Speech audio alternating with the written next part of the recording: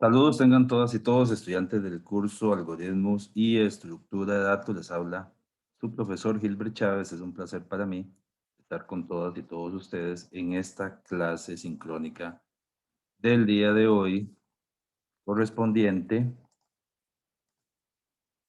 a la semana 12, que es esta semana del 21 al 27 de junio. Precisamente esta semana nos corresponde un nuevo tema que tiene que, de hecho ya es de los últimos temas del curso. Las semanas anteriores, la semana anterior y las anteriores estuvimos viendo el tema de árboles, árboles binarios simples, árboles binarios de búsqueda sin balancear y árboles binarios de búsqueda AVL autobalanceados.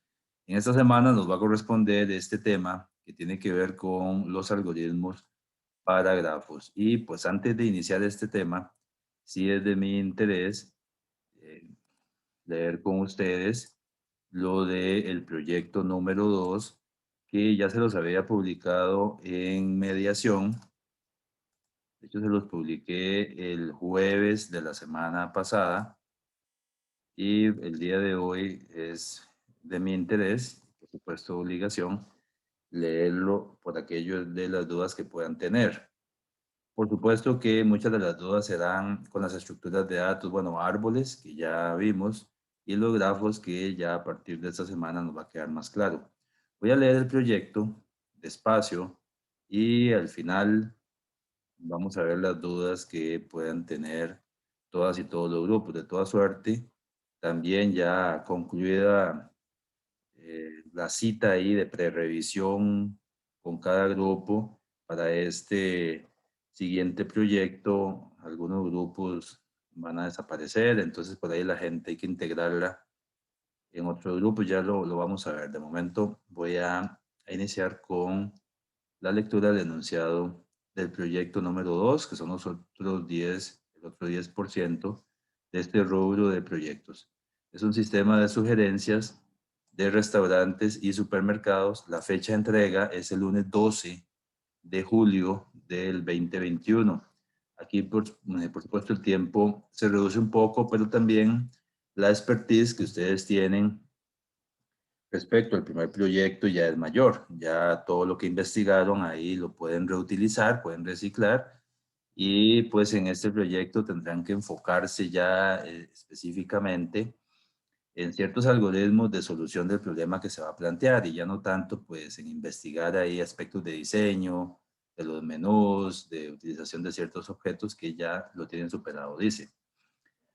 El objetivo de este proyecto es desarrollar una aplicación en Java que permita simular a través de una interfaz gráfica con JavaFX un sistema que le muestre al usuario las opciones de restaurantes y supermercados de acuerdo a su ubicación geográfica dentro de Costa Rica. Para ello, deberá utilizar las estructuras y tipos de datos necesarios para el desarrollo del proyecto. El sistema requiere la implementación de al menos los siguientes módulos, o sea, son módulos o mantenimiento son los indispensables. Primero tenemos la parte de la seguridad, que es la ventana de inicio de sesión, que ya ustedes esto lo tienen.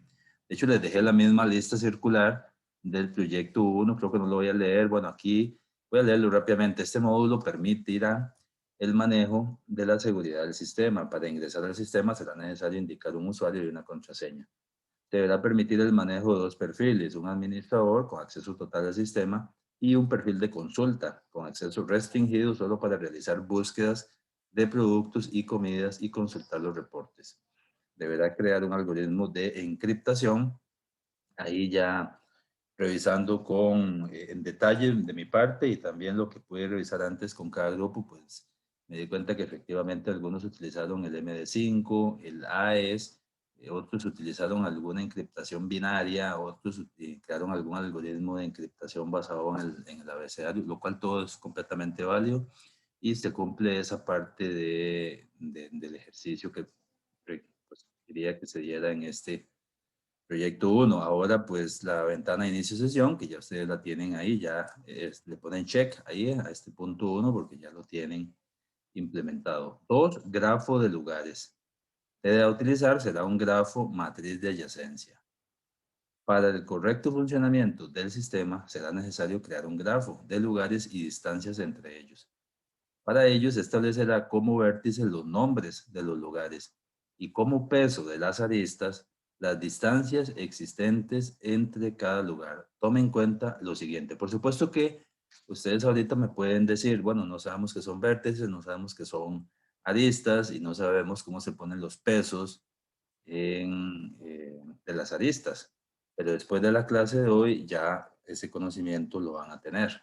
Por dicha, y después del laboratorio, donde van a tener las clases base y todo, pues aún más. Tome en cuenta lo siguiente, se deberá mostrar una lista de lugares y que el usuario pueda seleccionar los lugares que quiera incluir en el grafo. Mínimo serán 10 lugares. La selección la puede hacer a través de un objeto visual tipo checkbox, checklist o similar. O sea, la idea es que cuando se ingresa a esta opción de grafo de lugares, le muestre una lista grande de lugares y que el usuario escoja 10 para crear el grafo. ¿Esto por qué?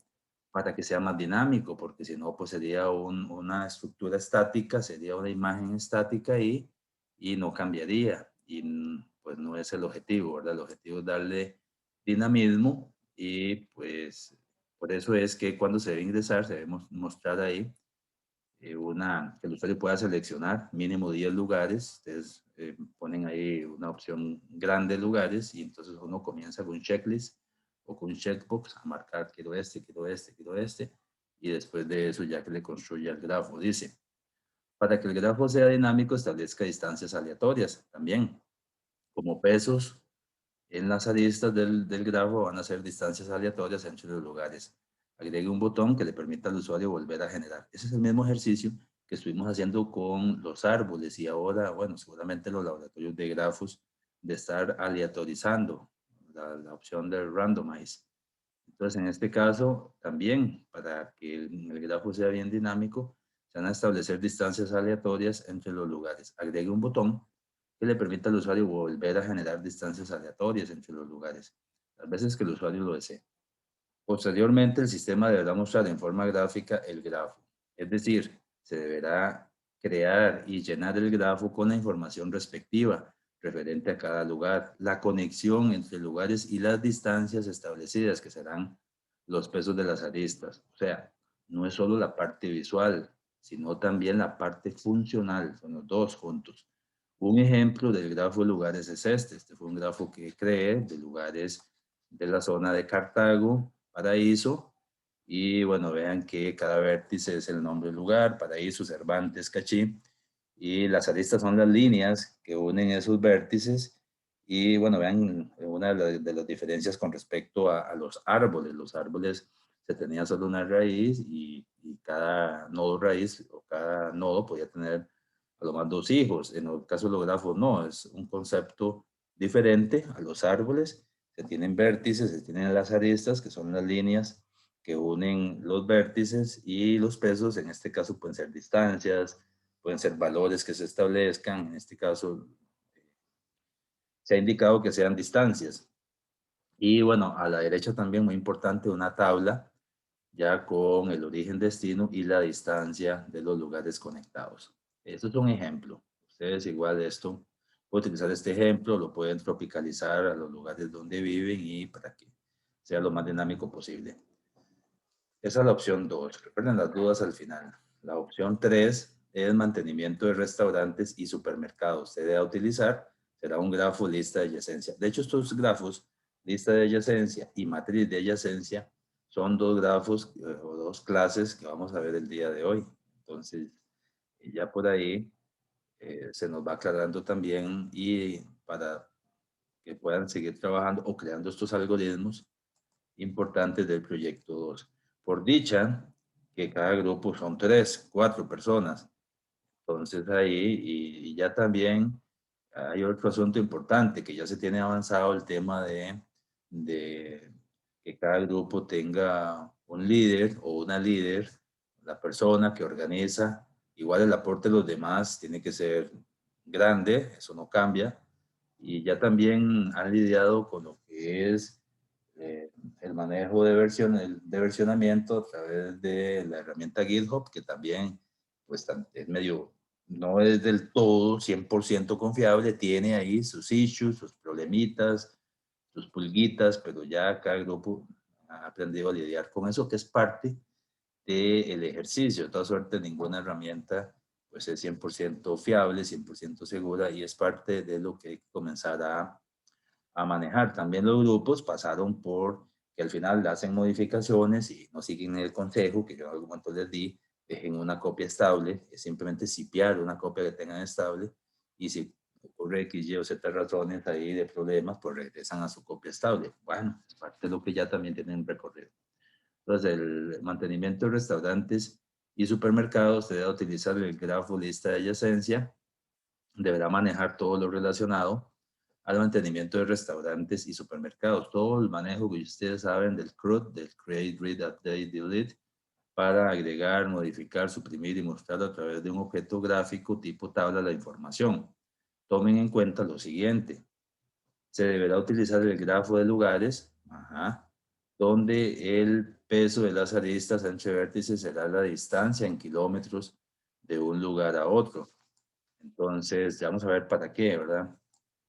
B, cada vez que se registre un restaurante o supermercado, se agregará al grafo de restaurantes y supermercados. Vean que este es otro grafo. Entonces, va a ser un grafo uno solo para restaurantes y supermercados. No va a ser un grafo para restaurantes y otro para supermercados. Va a ser uno. Pues cada vez que se registre un restaurante o supermercado, se agregará al grafo de restaurante y supermercado. Para ambos es un solo grafo. Todos los vértices de este grafo se conectarán entre sí. Entonces vean qué importante este ejercicio que se va a hacer ahí, de que todos los vértices del grafo de restaurantes y supermercados se conecten entre sí. Y se pondrá como peso, en las aristas, porque los pesos van en las aristas son las líneas y los pesos son los valores que van ahí. Y las aristas sirven para unir cada par de vértices, ¿sí? Una arista une dos vértices y así sucesivamente. Y un vértice puede estar unido a todos los otros vértices del grafo a través de aristas, o pueden estar unidos. Pero en este caso, les estoy pidiendo que todos los vértices del grafo se conectarán entre sí. Y se pondrá como peso en las aristas la distancia entre un establecimiento y otro, de la siguiente forma. Si están en el mismo lugar, entonces hay que saber si los lugares y restaurantes, los nombres de los lugares perdón, los restaurantes y los supermercados, más bien, los restaurantes y los supermercados, si están en el mismo lugar, el peso será lo indicado en el atributo location, que ya vamos a ver más adelante. Eso es en las clases supermarket y restaurant. Si están en lugares diferentes, el peso será la distancia en kilómetros de un lugar a otro. ¿De dónde sacamos esto? Del grafo de lugares. Entonces, ven qué interesante. Ya obviamente aquí, pues el grado de dificultad, la lógica que hay que aplicar, quizás no es tan sencilla como en el proyecto 1, que es sumamente fácil, la verdad. Aquí ya sí hay que crear ahí algoritmos. Bueno, por dicha, como te digo, los grupos son varias cabezas pensantes y pues eso me tranquiliza. Mantenimiento de comida. Se debe utilizar, en el mantenimiento de comida vamos a utilizar un árbol de búsqueda binaria. Un árbol de búsqueda binaria simple. Deberá manejar todo lo relacionado al mantenimiento de comidas. Permitirá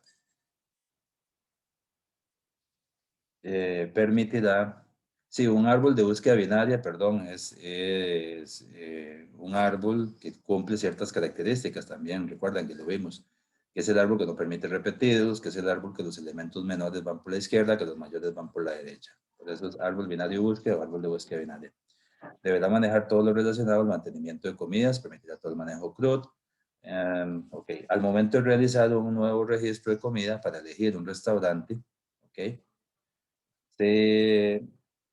será necesario mostrar un objeto gráfico tipo igual, checkbox o similar, con el nombre de los restaurantes registrados en el mantenimiento de restaurantes, para que el usuario pueda seleccionar todos los restaurantes que ofrecen ese tipo de comida. Entonces, ven qué interesante. Entonces, aquí igual es el mismo ejercicio. Cuando se va cuando se realice un nuevo registro de comida, entonces dice, voy a registrar este tipo de comida. Pero igual, me trae la lista de restaurantes. ¿De dónde viene esa lista de restaurantes? Pues esa lista de restaurantes tiene que venir del mantenimiento de restaurantes y supermercados allá. O sea, no puede ser que tiene que coincidir, pues. Y entonces me muestra una lista, y entonces ahí yo, una especie de checkbox o similar, le digo, esta es la comida y esa comida la ofrece estos restaurantes. ¿Ok? Entonces el usuario será libre de elegir entre los restaurantes. En el mantenimiento de productos, que el que debe utilizar será también un árbol de búsqueda binaria. Este sí es un árbol de búsqueda binaria para comidas y un árbol de búsqueda binaria para productos. Dos TDAs diferentes, dos estructuras de datos diferentes. Igual deberá manejar todo lo relacionado al mantenimiento de productos, todo el manejo CRUD. Al momento de realizar un nuevo registro de producto, para elegir un supermercado, entonces recuerdan, las comidas en los restaurantes, los productos en los supermercados, será necesario mostrar un objeto gráfico tipo checkbox o similar con el nombre de los supermercados registrados en el mantenimiento de supermercados para que el usuario pueda seleccionar los supermercados que ofrecen este producto. ¿Okay? Entonces vean que todo va amarrado. Por ahí la parte de mantenimientos. Ahora viene lo que es una opción fuerte, que es la búsqueda de restaurantes o supermercados. Y aquí pues nos apoyamos con una lista circular doblemente enlazada. ¿Para qué? Ya lo vamos a ver. Esta opción le permitirá al usuario localizar el restaurante o supermercado más cercano, de acuerdo al producto o tipo de comida requerida. Tome en cuenta lo siguiente. A ver, al ingresar, el sistema deberá mostrarle al usuario un mapa para que indique dónde se encuentra. En su defecto, ya que estoy poniendo opcional también, pues puede ser que complicado mostrar un mapa. Bueno, en su defecto, deberá solicitarle al usuario que ingrese el nombre del lugar donde se encuentra. Ejemplo, Paraíso de Cartago, La Lima de Cartago, Turrialba Centro. ¿Okay? Luego, el usuario deberá indicar si desea buscar productos o comidas. Primero, el usuario, cuando ingresa a esta opción de búsqueda de restaurante, yo voy a buscar restaurantes, entonces, mira, me encontré la terminal. Muy bien, ¿dónde estás? Lo selecciono en un mapa o en su defecto digo, bueno, estoy en La Lima de Cartago, ¿sí? O estoy en Entre Ríos, o estoy en Turrialba Centro, o estoy en, no sé, en San José, ahí, ok. Después de que ya hago eso, entonces lo siguiente que tengo que hacer, que es la opción B, el usuario en este caso deberá indicar qué desea buscar. Entonces, qué desea buscar, productos o comidas, para que el sistema le pueda sugerir restaurantes o supermercados. Entonces yo digo, bueno, voy a buscar, quiero comer tal o ando buscando tal producto, entonces ahí indico uno u otro. ¿Ok? Para ello puede utilizar controles gráficos tipo radio buttons o similares. Si el usuario selecciona productos, se le mostrará una lista, un objeto gráfico, perdón, tipo combo box o similar, una lista de productos registrados en el sistema. ¿Okay? Además de la lista, se deberá habilitar una opción para que el usuario indique el producto requerido. Entonces le muestra una lista, o la lista es muy grande, el usuario no la encontró, bueno, escribe ahí el producto. Si el usuario selecciona comidas, también se le va a mostrar una lista. Yo digo un objeto gráfico tipo combo box o similar. Ustedes escogen lo que cada quien ya, los grupos saben que a mí más bien en eso me gusta la parte de la innovación, que utilicen ahí lo que crean conveniente. De comidas registradas en el sistema. Además de la lista, se deberá habilitar una opción para que el usuario indique la comida requerida. Una vez que ya ahí seleccionó el producto que andaba buscando o seleccionó la comida que anda buscando también para ir a algún restaurante y listo. O para ir a un supermercado y comprar ese producto. Una vez seleccionado el producto o comida requerida, el sistema debe realizar una búsqueda por los árboles binarios. ¿Por qué por los árboles binarios? Porque en los árboles es donde están registrados los productos o las comidas. Hay un árbol binario de búsqueda de productos, un árbol binario de búsqueda de comidas y otro de productos, ¿ok? Entonces, por eso tiene que hacer la búsqueda por los árboles. Luego, deberá utilizar el grafo de lugares y el grafo de restaurantes y supermercados, los dos, ¿verdad? Para sugerir, ok, sugerir, porque es un sistema de sugerencias, para sugerir las tres opciones más cercanas. de acuerdo a la distancia desde el punto de origen, que fue donde el usuario dijo que estaba, Turrialba Centro, Paraíso, Cartago, Tejar, Ríos, ¿sí? San Pedro, no sé, Punta Arenas, San José, Guanacaste, Guapiles, no sé. Desde el punto origen hasta el punto destino. ¿Ok? Para que el sistema le sugiera, que importante, las tres opciones más cercanas, desde el punto de origen donde está el usuario hasta el destino, que son los restaurantes o supermercados que le va a sugerir. Las tres opciones de información, vea que lo puse, lo marqué, ¿sí? En amarillo, las tres opciones de información sugeridas, es el siguiente punto, restaurantes o supermercados, deberán ser enviadas por correo electrónico, por dicha de que la mayoría de los grupos habilitó ya, porque en el proyecto 1 también les pedía enviar correos y la mayoría de los grupos ya esta parte lo tienen superado.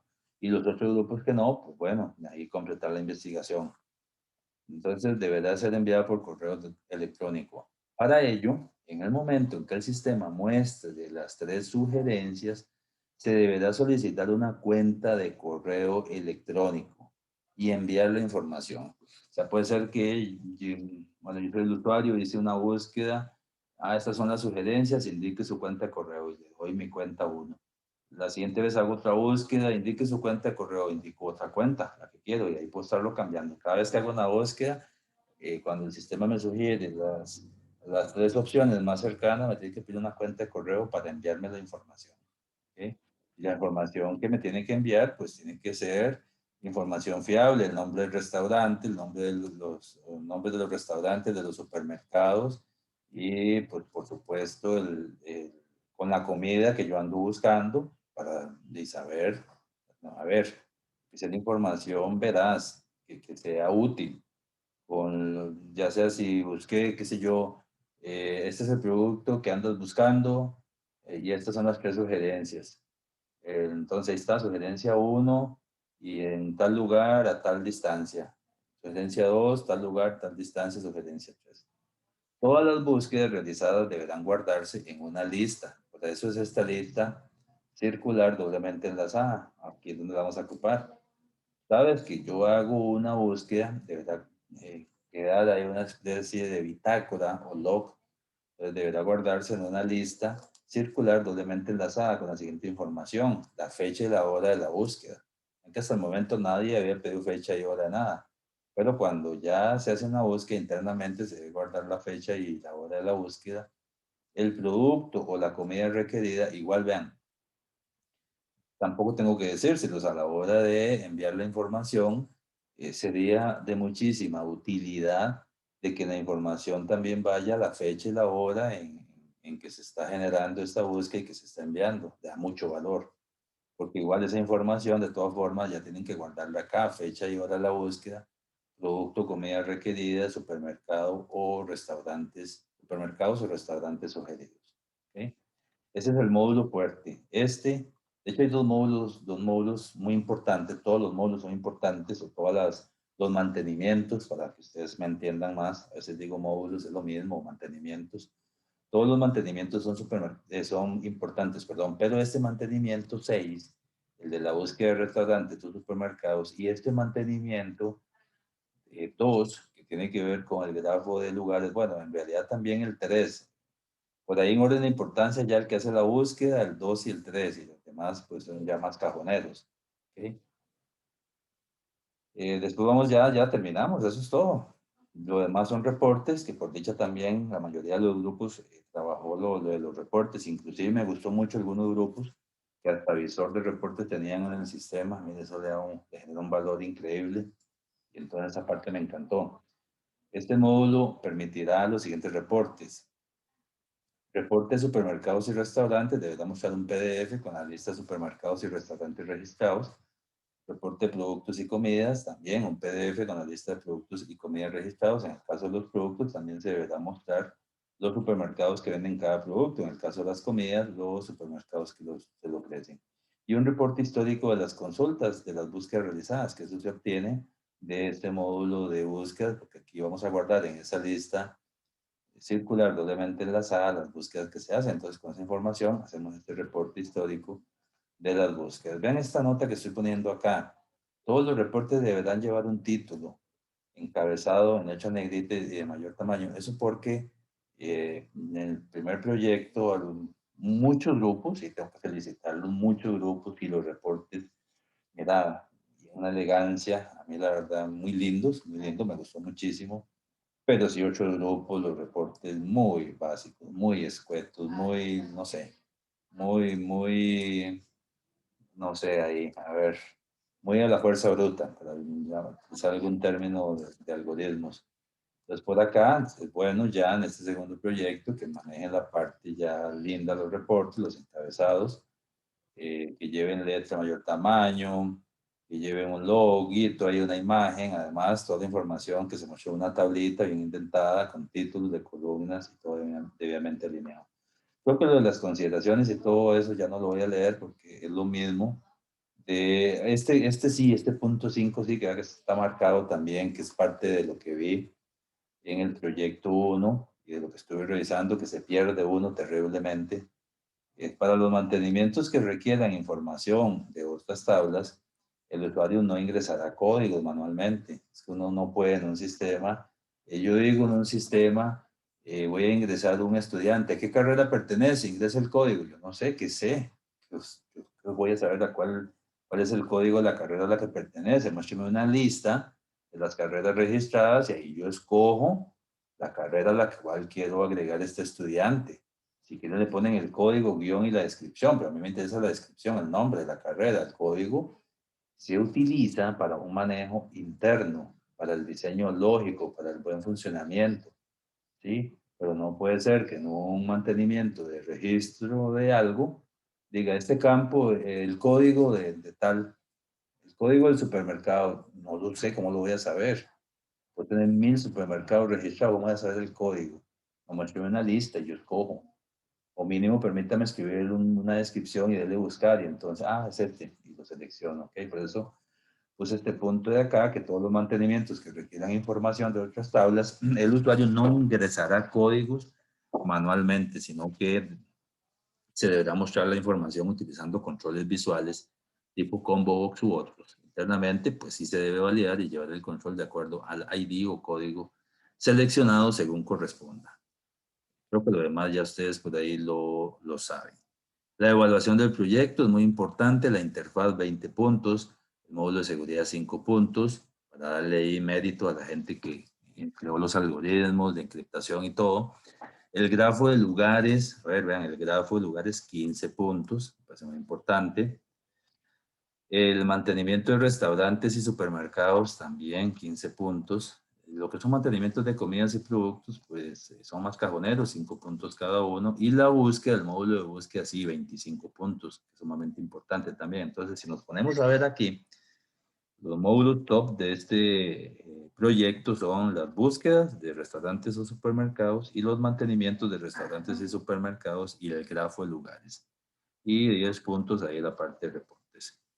Ahora vemos a lo que es el diseño lógico, que también marqué ahí en otro color. El diseño lógico son las clases de Java. Ahora, si ustedes ocupan más clases, las pueden crear.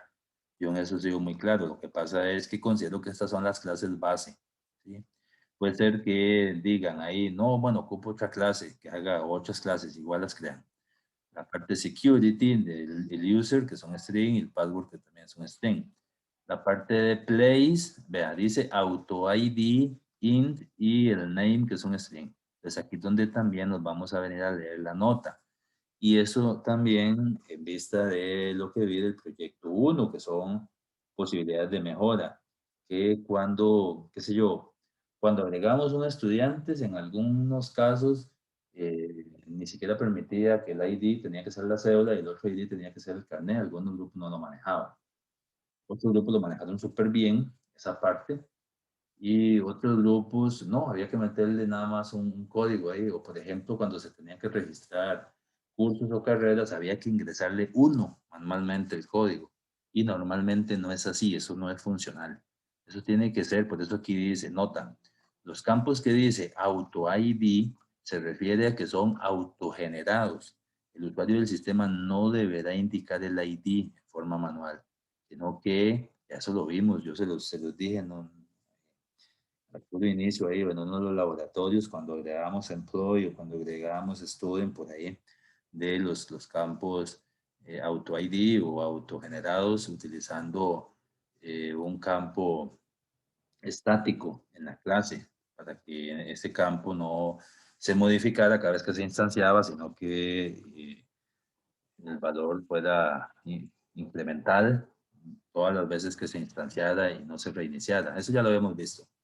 Pues en este caso, el caso de Place, casi que en todos acá, lleva un auto ID, que no hay que indicarlo, es autogenerado, y un nombre del lugar. En el caso del restaurant, también lleva un auto ID, que es autogenerado, y el nombre y location, es la ubicación del restaurante. Entonces, en location, pues ya el lugar, dónde está y el resto de la información. Entonces, qué sé yo, para eso, 200, y entonces ahí, ya una una ubicación para complementarlo al lugar donde se encuentre. En el caso de los supermercados, supermarket, también un auto ID y el nombre y una ubicación igual, ¿verdad? El food, que son para los alimentos o las comidas, también lleva un auto ID, un nombre de la comida ahí, el precio y el ID del restaurante. Entonces noten que, recuerdan en el mantenimiento de comidas, que uno le decía, esta comida la ofrece este restaurante. Por cada restaurante tendrá que generarse un registro de ese alimento por cada restaurante. Y entonces a nivel interno, a nivel de la clase food, donde se guarde eso, va a llevar un registro y en el restaurant ID va a llevar el ID de cada del restaurante que ofrece esa comida. El siguiente registro, toda la información de la comida y el ID del otro restaurante y todo. Obviamente no podemos tener dos registros o más de dos registros con el mismo restaurant ID, porque ya sería un error ahí interno. Creo que ya ustedes pasaron por eso en el proyecto 1. De todas formas, a ver, yo me imaginaría que un curso como programación, que también están llevando, programación 2 creo, este tipo de validaciones ya seguramente el profesor de turno se las hizo ver, los proyectos que estén manejando, no sé. Después viene la parte del producto, el product, que también lleva un auto ID, que es autogenerado, lleva un nombre de producto, un precio, y en este caso sería el supermarket ID. Igual, un producto lo podemos hacer varios supermercados, entonces se va a generar un registro por cada ID de supermercado. Estas son las clases, el diseño de las clases base del proyecto. Pero volvemos a lo mismo, si ustedes ocupan más clases, por ahí lo pueden agregar. Eh, Esto es lo que yo sugiero. Después los requerimientos del sistema creo que no cambia y pues el tema de que no hayan ahí proyectos copia ni nada de eso, ya ustedes lo saben. Entonces, este es el enunciado del proyecto 2, que está muy lindo. La idea por ahí inicial, la asistente me la sugirió, pero sí, yo tuve que sentarme a pues pensar y a darle forma a todo esto para, eh, para traérselos a todas y todos ustedes. Ahora vamos a pasar a la parte de preguntas, de dudas que tengan del proyecto. Bueno, entonces vamos a empezar con este tema 7 que tiene que ver con algoritmos para grafos. Ok, y pues por acá vamos a ver lo que son los recorridos, la conectividad, el árbol de expansión mínima y el problema de la ruta más corta. Yo esperaría que no se les confunda la temática de los grafos con los árboles. De todas formas, es diferente. Ya con grafos no vemos residuidad como se veía con los árboles binarios y binarios de búsqueda. Con los grafos son, el manejo es diferente. Bien. Vamos a empezar por la definición de qué es un grafo. Es una estructura de datos que está formada por un conjunto de nodos, que normalmente se van a llamar vértices para que no se confundan con los nodos de los árboles, y un conjunto de arcos, que también los vamos a llamar aristas. Entonces, la representación es que el grafo es igual a el conjunto de vértices y el conjunto de aristas. Los vértices se representan con la V de vertex, ¿sí? O vertexes, y la son las aristas, que es de los edges o edge, es una arista, es conjunto de vértices y conjunto de aristas. Y ahí tenemos ya un primer ejemplo de lo que es un grafo, ¿sí? Donde podemos distinguir, vamos a ir así, bien, si tienen alguna duda, pues pueden preguntarlo. Vean que aquí ya tenemos un grafo, estos son grafos, esto que estoy marcando acá. Y resulta que este grafo tiene 5 vértices. ¿Cuáles son los vértices? Son estos circulitos que se ven acá. Aquí el vértice está con una letra A, con una letra B, con una letra C, con una letra D y con una letra E. Entonces, si ponemos a ver cuál es el conjunto de vértices, son, ahí está, A, B, C, D y E. Esos son los vértices. Y las aristas, en este caso, este grafo tiene una particularidad. Es un grafo dirigido. Ya vamos a ir viendo eso. ¿Qué quiere decir eso? De que la arista lleva una flechita. Eh, si lo vemos a ver, en la vida real uno podría suponer que un grafo, como en el proyecto, son lugares y las aristas son las carreteras que unen esos lugares. Entonces uno pudiera suponer, qué sé yo, Paraíso es un vértice del grafo, Cartago es otro, o Turrialba es uno, y Paraíso es otro, no sé. Y entonces las aristas son las carreteras. Ahora, puede ser, hay lugares que las carreteras son de doble vía, entonces en ese caso son los grafos no dirigidos. Pero hay lugares que las carreteras son de una sola vía. Entonces ahí, como este ejemplo que yo les estoy mostrando acá, donde la arista es de una sola vía y podríamos relacionarlo como con ese tipo de analogía que les estoy haciendo. Entonces acá tenemos las aristas, hay una arista entre A y entre B, porque vea que la flechita va para allá. Entonces aquí se establece que hay una arista entre este par de vértices, ¿sí? Entre A y entre B, hay una arista entre A y entre D, también aquí estamos viendo la flechilla. Hay una arista entre B y E, hay una arista entre C y A, no entre A y C, porque la flecha va desde C hasta A, porque es un grafo dirigido. Hay una arista entre D y B, otra entre D y C, y otra entre E y D. Y estos números que ustedes ven acá son los pesos. Y los pesos se agregan a las aristas. Ahora, puede ser que el grafo lleve pesos o no, ¿sí? No necesariamente tiene que llevar pesos. Y otra cosa, puede ser que el grafo no necesariamente tiene que tener conectados todos los vértices y sigue siendo un grafo. De hecho, aquí este grafo pudo haber sido ABCDE y no tener aristas entre ninguno de los vértices y sigue siendo un grafo, ¿sí? O que solo esté conectado A con B, E con D, y entonces quedan vértices que no se comunican entre sí y sigue siendo un grafo. ¿Sí? Eso es importante. A diferencia del árbol, que necesariamente el árbol partíamos del nodo raíz y ese nodo raíz conectaba todo el árbol. Entonces todo el árbol estaba conectado. El no grafo no. El grafo yo puedo tener vértices que no estén conectados con nadie a través de aristas y sigue siendo grafos. Puede ser que un vértice solo esté conectado con otro y los otros no se conectan con nadie y sigue siendo un grafo. Puede ser que no tenga pesos y no hay ningún problema. Es un grafo con las aristas, pero no es un grafo pesado, ¿sí?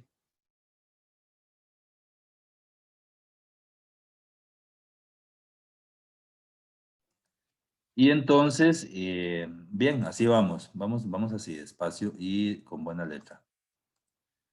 Vamos a seguir viendo acá. Ahora tenemos tipos de grafos. Ahora sí, tipos de grafos. Y entonces acá tenemos los grafos dirigidos. Los grafos dirigidos, depende de donde uno investigue, también a veces se le llaman digrafos. ¿Ok? Y un grafo dirigido obviamente es un par de vértices y unidos por aristas y es dirigido porque la flecha lleva una dirección, ¿verdad?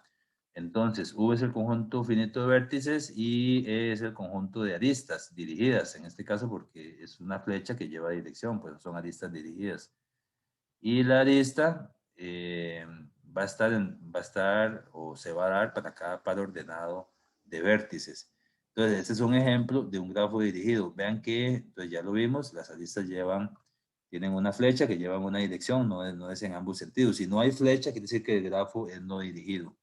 Y también en este caso, por ejemplo, en el vértice 2, vean qué interesante, hay una arista que nace en el vértice 2 y que termina en ese vértice 2, formando ahí un loop o un ciclo. Eso es completamente válido en los grafos dirigidos, ¿sí? Ya en grafos no dirigidos, como que esa validez la pierde. Pero en los grafos dirigidos sí se puede dar este tipo de aristas que inician en un vértice y finalizan en el mismo vértice, y formando una especie de loop.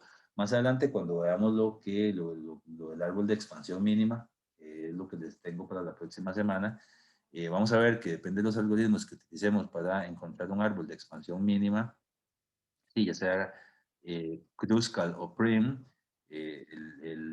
para que el algoritmo funcione, antes hay que hacer una limpieza al grafo, y una de esas limpiezas es eliminar estos loops o estos ciclos que se forman con una especie, qué sé yo, de arista que inicia y finaliza en el mismo vértice. Pero hasta aquí es más definición que otra cosa, ¿verdad? Ya, este es un grafo dirigido. Bien. Esto es un grafo no dirigido. Sí, la mayoría de los grafos que vamos, de hecho, a nivel de proyecto, los grafos que vamos a crear van a ser grafos no dirigidos de lugares. Y también, si nos ponemos a ver volvemos al proyecto, ya como para ir relacionando esto, y nos ponemos a ver este grafo que yo les agregué acá de lugares, es un grafo no dirigido. ¿Lo ven? Es un grafo no dirigido porque las aristas no llevan una flecha de dirección, ¿sí? Entonces quiere decir que, y tiene sentido, por ejemplo, si uno se pone a ver lugares, Paraíso Cervantes es una ruta de ida y vuelta, y pues de Paraíso Cervantes utilizar la misma ruta para regresar. Y vean que ya este sí es un grafo pesado porque ya yo he agregado pesos en las aristas, que son en este caso las distancias en kilómetros de un lugar a otro. ¿Okay? Para el ejercicio o para el proyecto, vean que o les puse la opción de que se permitieran generar distancias aleatorias, también para que no sea estático y darle como ese valor. Entonces le ponen rangos ahí, generan distancias aleatorias. Pero este es un grafo no dirigido. Y volviendo acá al ejercicio que estamos haciendo de esta presentación. Entonces el grafo no dirigido igual. Bueno, noten que en este grafo, por ejemplo, el vértice 4 no está conectado con nadie. El vértice 3 solo está conectado con 6 y los vértices 1, 2 y 5 sí están conectados entre sí, pero aquí el grafo es todo. Todo esto es el grafo. ¿Sí? Fue lo que les dije, no necesariamente los vértices, puede ser que aquí existieran los 6 vértices y ninguno tuviese ninguna arista y sigue siendo un grafo. Y el grafo lo es todo. ¿Sí? Eso es una también de las diferencias importantes con respecto a los árboles. ¿Sí? Vamos a seguir avanzando aquí un poquito de teoría, lo que es el grado de un grafo. El grado de un grafo es el de su vértice de mayor grado. ¿Se recuerdan en el caso de los árboles con las alturas? ¿Sí? Que la altura del árbol estaba dada por la altura máxima de cualquier vértice. Entonces, en el caso del grafo también, el grado del grafo está dado por el grado máximo de cualquier vértice. ¿Y cómo se obtiene el grado de un vértice? Es diferente en un grafo dirigido que un grafo no dirigido. Por ejemplo, el grado de un vértice en un grafo no dirigido es el número de aristas que inciden en él. Eso me da el grado del vértice, el número de aristas que inciden en él. Que inciden sobre él, sí, perdón, eso se llaman vértices adyacentes. En un grafo dirigido, ¿cómo se obtiene el grado de un vértice? Se obtiene de esta forma, es el número de aristas que salen de ese vértice, eso se llamaría el grado de salida, más el número de aristas que entran en él, que es el grado de entrada. Entonces así se obtendría el grado de un vértice. Entonces en el caso de un grafo dirigido, nada más son las aristas que inciden sobre ese vértice, así se obtiene. Pero en el caso de un grafo dirigido es la suma de el número de aristas que salen de ese vértice, que sería el grado de salida, más el número de aristas que entran en ese vértice, que es el grado de entrada. ¿Okay? Eso todavía es un poquito de teoría, pero si ya nos vamos a este ejemplo y yo les pregunto, y tómense en su tiempo, que indiquen el grado de cada vértice, entonces yo voy a empezar. El ejemplo 1 es un grafo dirigido, porque vean que las aristas tienen una flecha que dice hacia dónde va. El ejemplo 2 es un grafo no dirigido, ¿ok? Y si nos ponemos a ver el grado, dice que en el caso del grafo no dirigido, el grado de un vértice está dado de acuerdo al número de aristas que inciden sobre él. Y en el caso, entonces veamos el ejemplo 2, que es el grafo no dirigido. Si yo quisiera saber el grado de este vértice 1, el grado es de 2, porque hay dos aristas que inciden sobre este vértice, es que la arista que conecta este vértice con el vértice 2 y la arista que conecta este vértice 1 con el vértice 5. Entonces el grado de ese vértice 1 es 2. El grado de este vértice 2 es 2 también. El grado del vértice 5 es 2. El grado del vértice 4 es 0.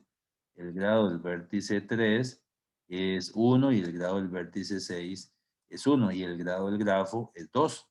Porque el máximo grado que tiene cualquier vértice, ya sea el 2, el 5 o el 1, es 2. Entonces el grado de este grafo en el ejemplo 2 es 2. Ahora, veamos en el ejemplo 1, que es un grafo dirigido. Dice que está dado el grado de, si tenemos alguna duda nos devolvemos, está dado, dice acá, déjenme un segundo, está dado el grado de un vértice por la suma del número de aristas que salen de ese vértice, que es lo que se llama un grado de salida, más el número de aristas que entran en él, que es el grado de entrada, ¿sí? El grado de salida, las aristas que salen de él, más el grado de entrada, que son las aristas que entran en él. Entonces, así las cosas, si uno quisiera venir acá y uno dice, vamos a ver en el caso del vértice 1, cuál es el grado de este vértice 1 en este grafo dirigido. Y dice que, vamos a ver, dice que es la suma de el grado de salida, que son las aristas que salen de él. ¿Cuántas aristas salen de él? Solo una, la que va hacia 2. Ok, entonces ahí ya tenemos el grado de salida, va a ser 1. ¿Cuántas y más las aristas que entran en él, que es el grado de entrada? ¿Cuántas aristas entran en él? Solo una, que es la que viene de 4. Entonces quiere decir que el grado de este vértice 1 es 2. ¿Ok?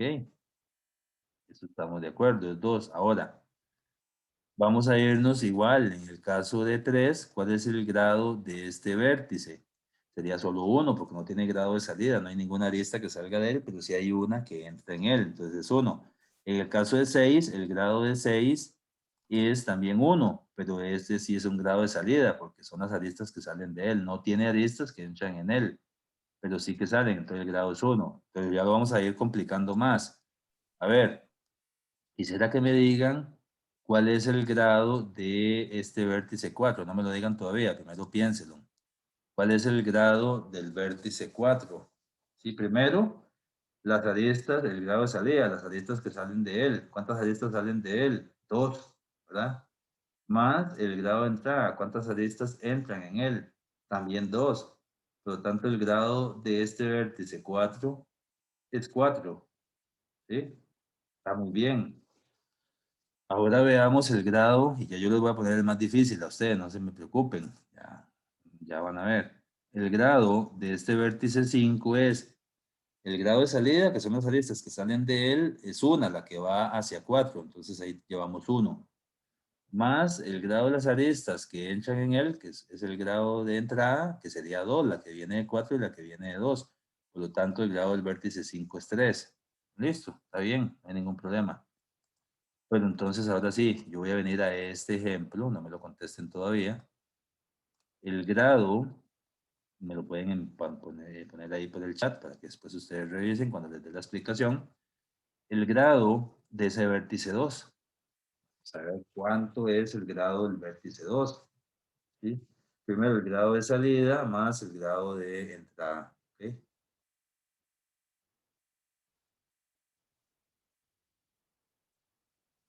Voy a ir leyendo ahí o yo viendo lo que me están escribiendo en el chat. Ajá, ya veo varios ahí. Muy bien, bueno, 1, 2, 3, 4, 5. Ok, sigan escribiendo ahí y ya lo vamos a ver.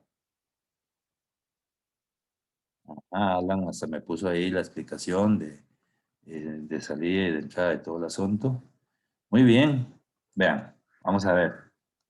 Dice que en el grafo dirigido está dado por el grado de salida. El grado de salida son las aristas que salen en el. Ahí más gente. Vamos a ver quién más me está escribiendo. Sí, ya más gente ahí se animó a enviarlo. Muy bien. Entonces vamos a ver quiénes tienen la razón.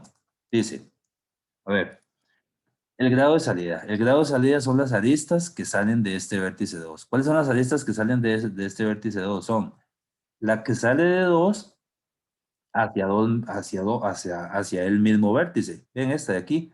Sale de 2 y llega a 2. Esa es una. La que va de 2 a 4. Eso es 2. La que va de 2 a 5. Eso es 3. Entonces ya tenemos el grado de salida de este vértice que es 3, más el grado de entrada, las aristas que entran en él. ¿Cuáles aristas entran en él? La que viene de 1 hacia 2, ok, ahí está, y la que viene de 2 hacia él mismo, hacia 2.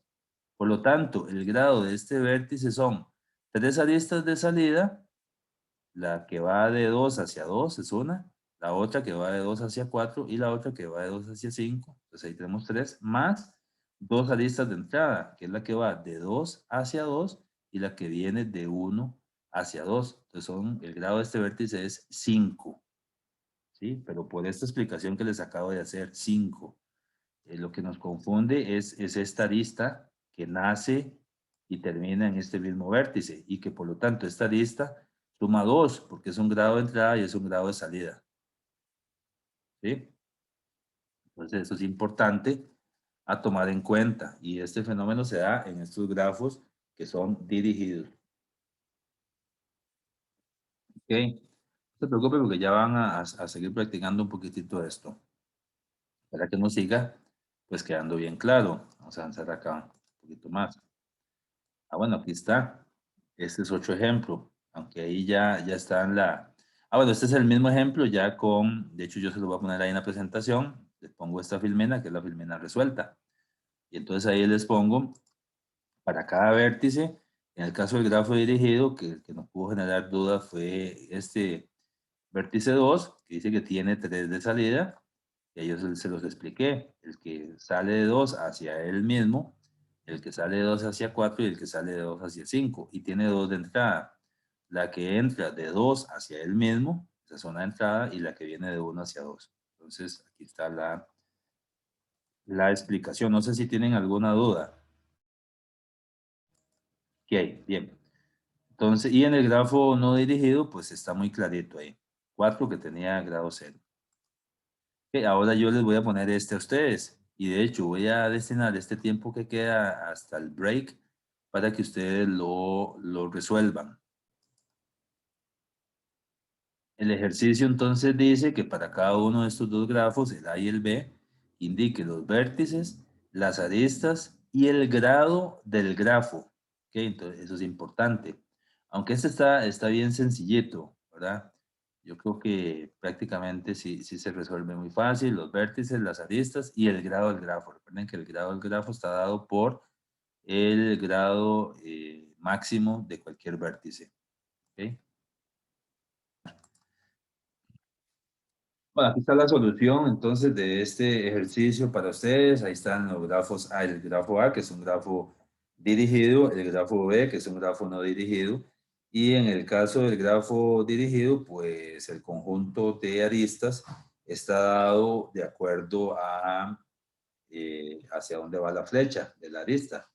¿Sí? Entonces, qué sé yo, hay una arista entre los vértices E y C, pero no hay una arista entre los vértices C y E.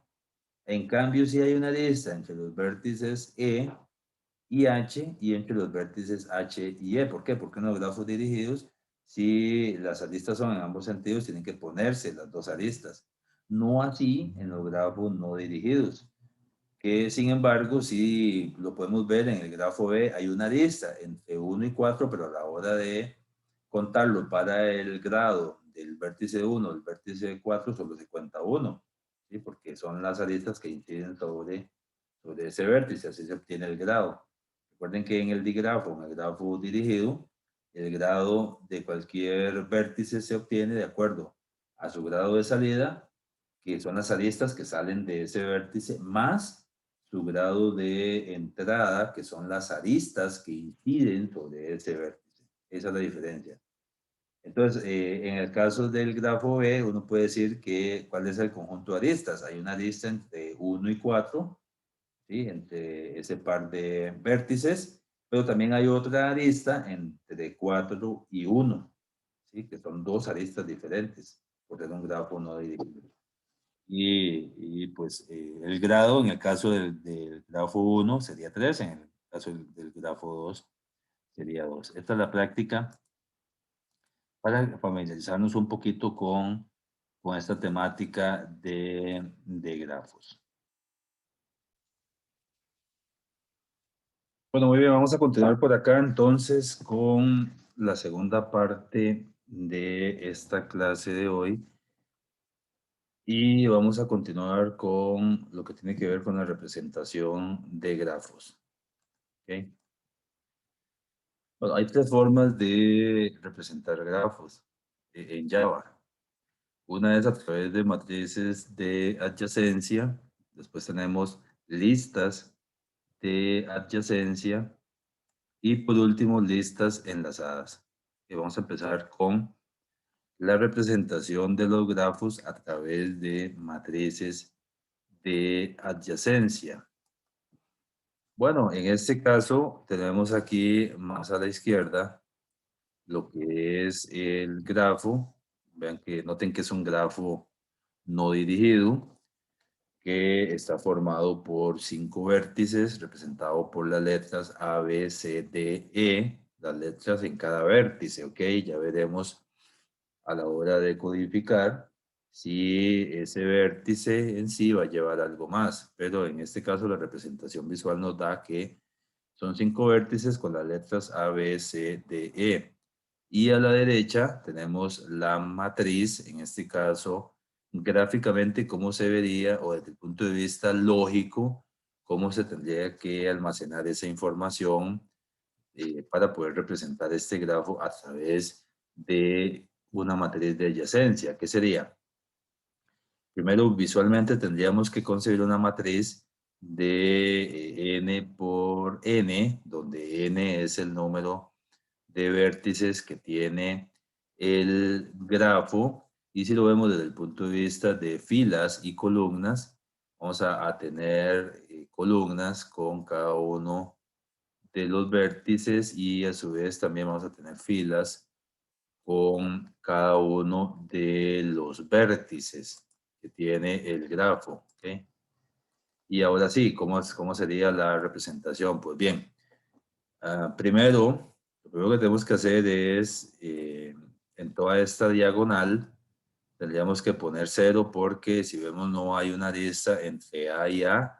De todas formas, en los grafos no dirigidos, eh, a ver, como que ya no toma relevancia poner aristas entre un vértice origen y que el mismo vértice origen sea el destino. Sí toma relevancia ya en grafos dirigidos, pero en grafos no dirigidos no. Entonces, en toda esta diagonal, por ejemplo, entre A y A, no hay nada, entonces se pone un 0. Y, y entonces la representación sería así. Vamos a poner 0. Vamos a poner un 0 donde no hay una arista entre un vértice y otro. Y vamos a poner un 1, en este caso, donde sí hay una arista, donde sí haya una arista entre un vértice origen y un vértice destino. Ejemplo, noten que entre el vértice A y el vértice B hay una arista, por lo tanto, aquí entre A y B vamos a tener que poner un 1 porque hay una arista. Y como es un grafo no dirigido, también entre el vértice B y el vértice A también hay otra arista, por lo tanto se pone un 1. ¿Okay? Ahora, noten también que hay una arista entre el vértice A y el vértice C. Por lo tanto, entre A y C vamos a poner un 1 Y entre C y A también vamos a poner un 1, indicando que también hay otra arista. Son dos aristas, una entre A y C y otra arista entre C y A. ¿Sí? También note que hay una arista entre los vértices A y D. Por lo tanto, entre A y D acá habrá que poner un 1. Y también entre D y A hay que poner un 1, indicando que hay otra arista. No hay una arista entre A y E. No existe una arista. Por lo tanto, entre A y E se deja un 0 y entre E y A también hay un 0. Vamos ahora a pasarnos a B. Ya pusimos la lista que estaba entre B y A. Ahora noten que entre B y C no hay una lista. Por lo tanto, se pone un 0. Solo hay una lista entre B y E. Sería esta que está acá. Entonces vamos a poner un 1 entre B y E, indicando que hay una lista. Y también entre E y B, vamos a poner un 1 indicando que hay una arista. Y vamos a continuar acá. Hay una arista entre C y D. Entonces vean acá. Por lo tanto, se va a poner un 1 entre C y D, que representa que hay una arista. También hay una arista entre C y E. Bueno, entre C y D ponemos un 1 y entre D y C también ponemos un 1. Ahora hay una lista entre C y E, ponemos un 1, entre E y C también. Ok, lo ponemos acá. Y vamos a ver qué nos queda. Nos queda una lista entre D, vamos a ver entre D, entonces entre D y E hay una arista, entonces ponemos un 1 acá. Por lo tanto, entre E y D hay otra arista, también ponemos un 1. Y ya hemos hecho nuestra representación gráfica. Se ponen unos donde existan aristas. Noten también algo, bueno, aparte que esto es un grafo no dirigido, también noten que este grafo no tiene pesos. Y por lo tanto es que ponemos un 1 donde hay una arista. Si hubiesen pesos en este grafo, en la representación con matrices de adyacencia, lo que tenemos que hacer es que en lugar de poner un 1 donde hay aristas, entre ese par de vértices pondríamos el peso. Entonces, cuando encontramos un peso, que puede ser un número, o el peso puede ser también, qué sé yo, podría ser que el peso sea una letra, o podría también ser, podría ser posible que el peso sean nombres de personas, perfectamente. El peso no necesariamente o en las aristas, el peso entre cada par de vértices no necesariamente tienen que ser valores numéricos. Sí, pueden ser strings, pueden ser caracteres, puede ser de cualquier tipo. Y entonces en la matriz de adyacencia, ahí lo que haríamos es que pondríamos eh, donde haya una lista entre cada par de vértices, si fuese un grafo pesado, o sea que tiene pesos, lo que tendríamos que hacer es poner el peso. ¿Sí? Esta es esta representación con matrices de adyacencia. Bien, esta es la representación de grafos con matrices de adyacencia. Y este sería, a ver, yo les voy a poner este ejemplo de la representación de grafos con matrices de adyacencia, pero en este ejemplo vamos a tener un grafo dirigido, ¿ok? Y me gustaría que ustedes ahí en papel, ¿sí? En una hojita blanca o si tienen una pizarra blanca y lo que fuera, puedan hacer este ejercicio de cómo sería la representación de este grafo dirigido utilizando matrices, utilizando una matriz de adyacencia. ¿Sí? Pueden hacer ahí utilizando una hoja de papel o, déjame un segundo, perdón, ahí está, utilizando una hoja de papel o en una pizarra blanca. Igual, si lo hacen ahí y me lo quieren pasar por el chat, me pueden dar una imagen. O por lo menos que ustedes lo hagan una representación para que después lo podamos revisar. ¿Ok? Yo no sé si tienen alguna duda con este ejemplo y esta representación de el grafo con matrices de adyacencia. Si no, vamos a continuar por acá. Esta es utilizando matrices de adyacencia. La siguiente forma de representar un grafo es utilizando listas de adyacencia. Y entonces se podría ver así visualmente de que, a ver, utilizando las listas de adyacencia vamos a tener seguramente un arreglo, por llamarlo de alguna forma, de vértices. De hecho, en el caso de la matriz vamos a tener un arreglo multidimensional de vértices. Aquí vamos a tener un arreglo simple de vértices, pero vean qué interesante, para poder utilizar lista de adyacencia, cada, cada campo de este arreglo especial, a su vez va a tener ¿qué? Va a tener una lista enlazada. Cada campo, no es una lista enlazada para todos, cada campo, cada vértice, por llamarlo de alguna forma, va a tener su lista enlazada, ¿sí? Cada vértice va a tener su lista enlazada, ¿ok? Para poder llevar acá las aristas y los pesos. Cada vértice va a tener su lista enlazada.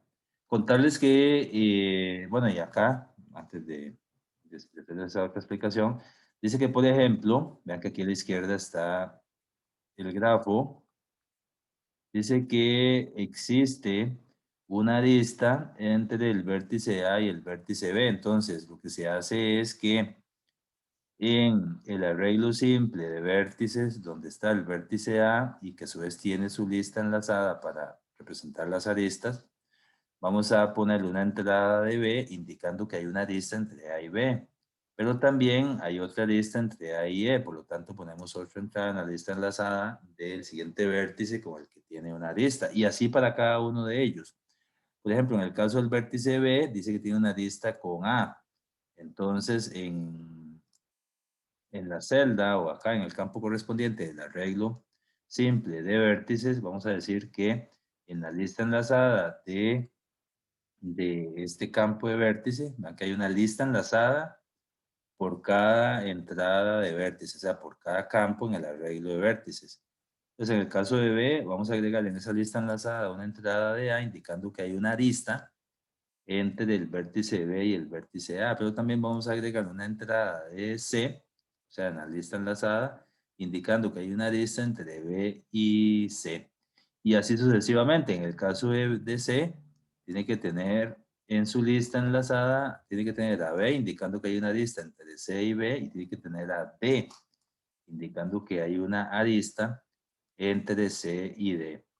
Entonces, esa es la forma de hacer la representación de grafos con listas de adyacencia. Ahora, esto es una mejora, que solo sea una lista enlazada por cada campo de vértices en el arreglo de, esto es un arreglo de objetos tipo vértice, ¿sí? Eso lo mejoré porque en las versiones originales tenía por cada vértice o por cada campo en el arreglo simple de vértices dos listas. Una lista para las aristas y otra lista para los pesos. Y eran dos listas que eran uno a uno. Entonces, si agregaba una entrada para B, le agregaba otra entrada a la lista de pesos. Que inicialmente iba a ser nulo o nada, y cuando se agregaban los pesos ahí iba a estar. Pero le dice, esta mejora también porque en algunos casos los estudiantes se confundían un poco. Entonces, agregué solo una lista para cada entrada de vértice. Vean que esto que está aquí arriba es un arreglo de objeto, un arreglo simple de objetos tipo vértice. Y lo que he hecho es que le he agregado, eh, a ver, esto es una forma de verlo, pero lo real ya lo vamos a ver cuando lo codifiquemos. Lo real, lo que pasa es que visualmente tengo que mostrarlo así para que se pueda entender, pero ya desde el punto de vista lógico, lo que pasa es que aquí adentro yo no guardo una letra, sino que lo que guardo es un objeto tipo vértice. Y aquí adentro es donde iría la lista. Cada objeto tipo vértice acá tendría una lista.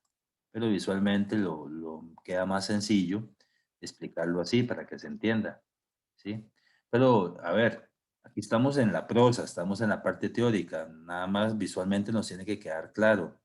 Ya cuando codifiquemos, ahí yo les voy a explicar ahora sí cómo es que funciona, cómo crea una lista para cada entrada de vértice. Lo importante es entender por qué es una lista enlazada y lo hago con lista enlazada. Puedo haber hecho acá un arreglo simple, pero como es más sencillo utilizar listas enlazadas, entonces, y ya las hemos implementado, entonces las utilicé por acá. Pero aquí lo importante es esta representación de grafo utilizando listas de adyacencia, ya no matrices de adyacencia. Entonces vean cómo va cambiando el modelo, ¿verdad? ¿Sí?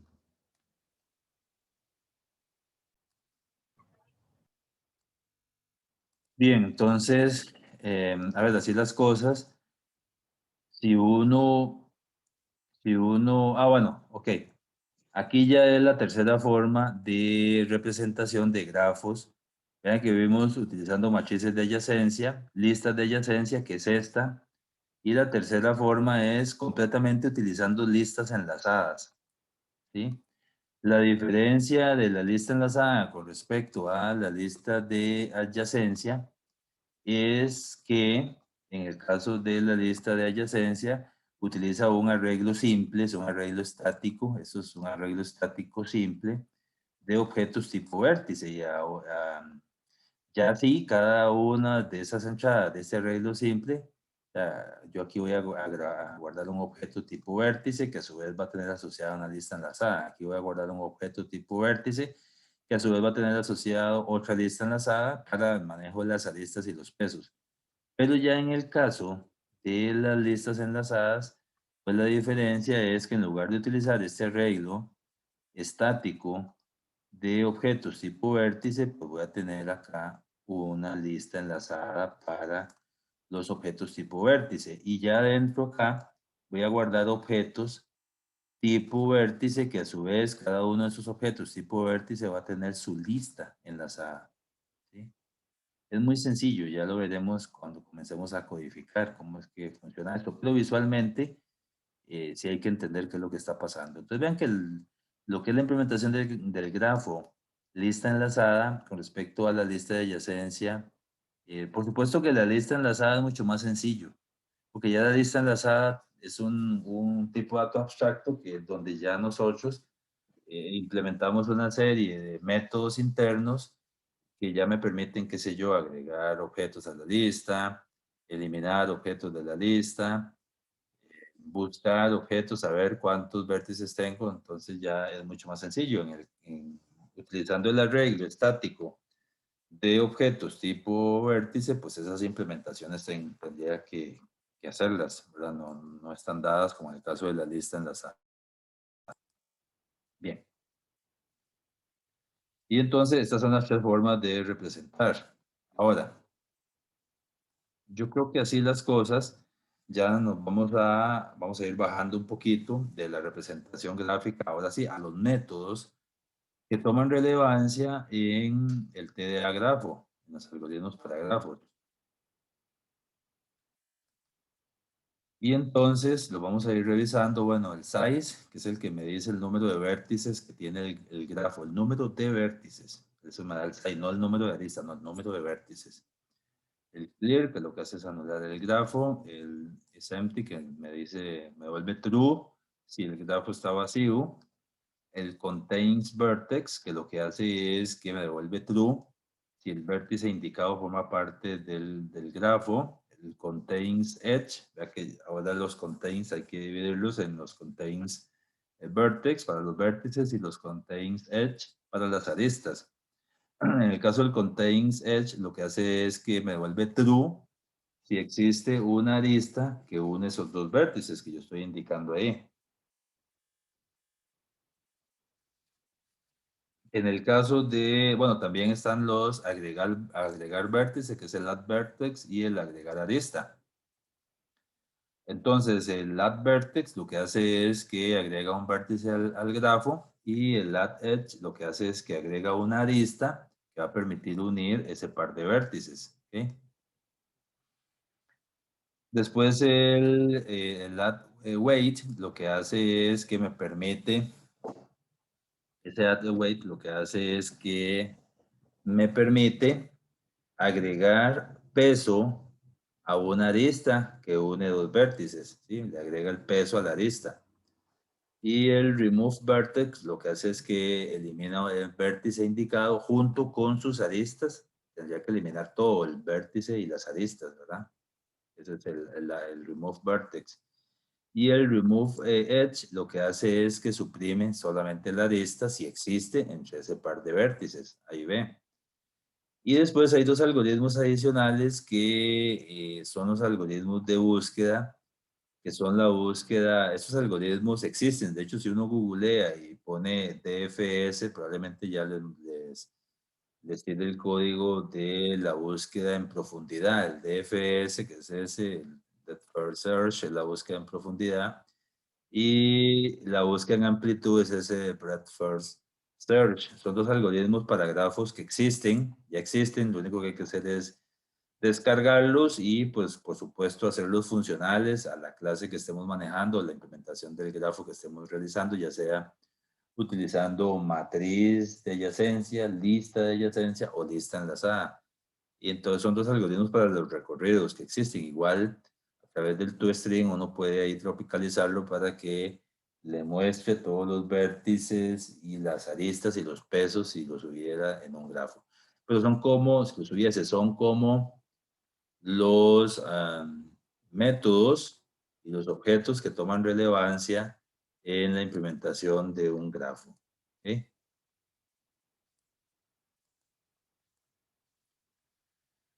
Bueno, bien, vamos a ver, bueno, esto de los recorridos, ya antes de entrar a codificar un poquitito, los recorridos por los grafos.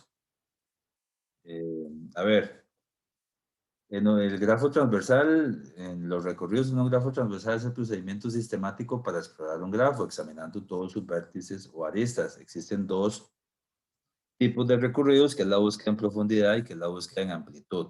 Si nos ponemos a verlo acá, desde el punto de vista de ya más visual, realmente cuando uno habla de un recorrido en profundidad, equivale como a un recorrido en preorden, ¿recuerdan? Con los árboles.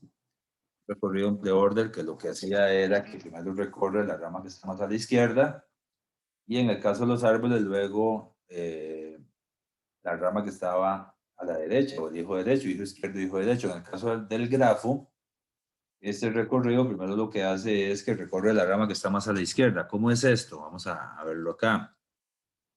Noten que si yo parto de, a ver, igual en el recorrido yo tengo que iniciar desde un vértice. Yo puedo partir del primer vértice que se agregó al grafo, que es este que está acá. Eso es para realizar el recorrido, pero no quiere decir que sea la única forma de entrar al grafo. Entonces, si yo quisiera ver el recorrido en profundidad, él comienza a explorar el primer vértice que es A, entonces se viene como por la rama acá. Bueno, vean, noten que F está a un nivel más abajo, es que aquí visualmente se coló ahí, pero si uno quisiera verlo por niveles, esto estaría aquí como en un nivel, este sería como, perdón, todos estos serían como otro nivel, para quitar este. Este sería como el otro nivel, después sería IJK y después el último nivel sería F y G. Pero aquí pues visualmente nos puede confundir. Pues la búsqueda en profundidad, como les digo, es un algoritmo que ya existe. Obviamente yo se los voy a dar ya tropicalizado, que funcione con nuestra clase. Igual se los voy, seguramente para el laboratorio el miércoles se los voy a publicar. Los dos recorridos, los DFS y el BFS. En este caso, partiendo de este grafo, el recorrido sería así, sería A, sería B, sería E, sería I y sería F. Esa es la rama que está más a la izquierda. La que está en el centro, que sería C, sería G y sería J, y por último K, que K pasaría a formar parte de este recorrido por el centro. Y ya la rama que está más a la derecha, bueno, K y H, acá inclusive el algoritmo agrega H. y suponiendo que H todavía está ya a un nivel más abajo. Lo que pasa es que visualmente no se tiende a enredar, si lo vemos así. Y después la rama que está más a la derecha, que es D. Ese sería este recorrido. Volviendo a lo mismo, igual ya los recorridos existen, ¿verdad? No es que ustedes tienen que implementarlo de cero, nada más tenemos que revisar el algoritmo y pues ver que funcione con el grafo que pongamos ahí de ejemplo. ¿Okay? De hecho, este es el algoritmo. Yo por ahí se los voy a poner en mediación para la clase de laboratorio. El algoritmo, lo podemos revisar un poquito, el algoritmo del DFS, lo que hace es utilizar pilas, utilizar el TDA pila para su funcionamiento, así está pensado el algoritmo. Bueno, vean que inicialmente acá guarda lo que tiene la data de la lista de vértices en la posición 0. Esto pensado en una implementación tipo, qué sé yo, matriz de adyacencia. Después lo que hace es que tiene que marcarlo como visitado. Inicializa una pila, ¿sí? Inicialmente la nula, la deja ahí preparada. Apila, eh, en esa pila pone un valor de 0, ¿sí? Así está pensado. Vean que el algoritmo, repito, yo no lo inventé, ya estaba, nada más lo que hay que hacer es utilizarlo. Se mete a un bucle while acá donde pregunta que si la pila no está vacía, no está vacía porque acabo de agregarle acá un 0. Obtiene el vértice adyacente no visitado, o sea, el que está en el tope de la pila. Entonces llama un método que se llama vértice adyacente no visitado. Y lo que le envía como parámetro es lo que está en el tope de la pila, que en este caso es un 0. ¿Sí? Eso pues obviamente le va a volver un valor numérico. Si no lo encontró le devuelve -1 y saca lo que está en la pila.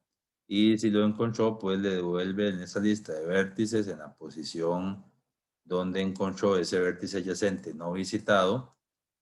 Eh, lo que hace es que, bueno, inicialmente lo marca como visitado. Después agrega aquí a la información que va a mostrar parte del recorrido, la data que tiene ese vértice, la data, y después vuelve hace apila otra vez, ¿qué apila ahora? Apila esa posición, que sería el índice que encontró ahí, o sea, inserta en la pila la posición. Y eso lo hace mientras la pila no esté vacía, lo cual me va a permitir hacer todo el recorrido por DFS, según el algoritmo. La otra búsqueda o el otro recorrido sobre pilas es lo que se llama el recorrido BFS, que es en amplitud. Lo que hace es recorrer el grafo ahora por niveles, como lo veíamos, recuerdan, con la pila, que lo veíamos por niveles. Bueno, aquí hace eso, recorre el grafo por niveles. Dado un vértice, se visitan primero todos los vértices adyacentes, luego todos los que están adyacentes, los vértices que están en el mismo nivel, luego pasa al siguiente nivel, al tercer nivel y así sucesivamente. ¿Sí? Entonces, si uno quisiera verlo, bueno, aquí está marcado por colores los vértices que están en niveles. Podríamos decir que A está en este primer nivel. Podríamos decir que B, C y D están en este otro nivel. Entonces vea que él va recorriendo por niveles. Ya no lo hace como en pre-order, como lo hacía con la búsqueda en profundidad, sino que lo hace por niveles y entonces viene primero A, luego B, luego C. Los que están en el siguiente, perdón, luego D, los que están en el siguiente nivel, que sería este E, que sería G y H. Pues ahí está E, G y H. Los que están en el siguiente nivel, que serían I, J y K. Y la F, que se supone está en el último nivel. Igual, así funciona este algoritmo. Es un algoritmo que ya existe y que está en internet. Si ustedes tienen la curiosidad y googlean ahí, ponen DFS y BFS, les va a aparecer este algoritmo. Seguramente les va a aparecer en Java, les va a aparecer en C, les va a aparecer en C++. Les puede aparecer hasta en Python ya, si es del caso. Pues ya son algoritmos que existen y lo que hay que hacer es, repito, tropicalizarlos. O sea, ¿qué es esto? Ajustarlos a nuestras clases. Bien. Y este es el algoritmo. Así como el DFS, la búsqueda en profundidad, utilizaba pilas, el BFS utiliza colas para su funcionamiento. Entonces vean que acá comienza a anular la cola para dejarla preparada. Después encola un 0 ahí, cola ese elemento. Después se mete a un while y pregunta que mientras la cola no esté vacía, en esta variable entera v1, lo que hace es que deja el elemento que estaba ahí en el frente o la posición anterior de la cola, remueve el elemento de la cola y después se mete a un segundo while que lo que hace también es buscar el vértice adyacente no visitado. Si ese me da diferente menos 1, entonces lo que hace es que lo marca como visitado. Dejo la data del vértice para irlo mostrando en el algoritmo y vuelvo a encolar, pero ahora encolo ese valor numérico que me dio acá el vértice adyacente no visitado. Y ahí repite. Entonces, para el DFS, este algoritmo DFS utiliza pilas. Para el BFS, que es la búsqueda en amplitud o por niveles, el DFS es la búsqueda en profundidad o en preorden, similitud a los árboles binarios, o recorriendo primero la rama que está más a la izquierda, luego la rama que está más al centro y por último la rama que está más a la derecha. Eso en búsqueda en profundidad. Búsqueda en amplitud lo hace por niveles. ¿Okay? Y aquí están los algoritmos. Bien. Entonces, así las cosas. No sé si tienen alguna duda.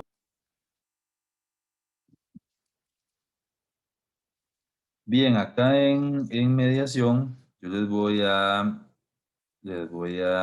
dejar lo que son los métodos de la interfase graph, que aquí están, los que toman relevancia en el manejo de los grafos.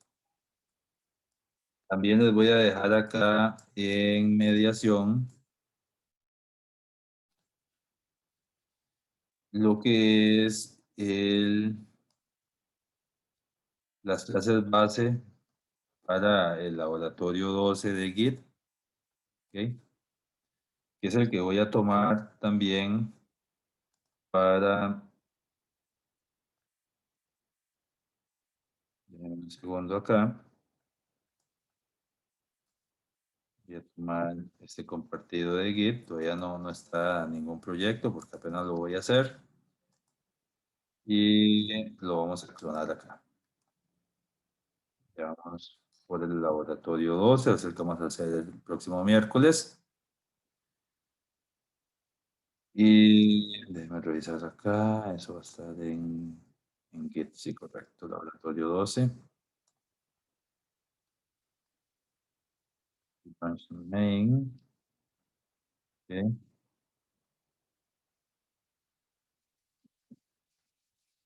Y vamos a crear ese proyecto.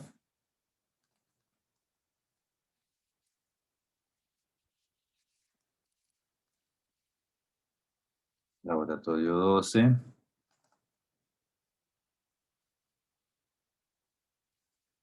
Y listo. Voy a crear acá paquete domain.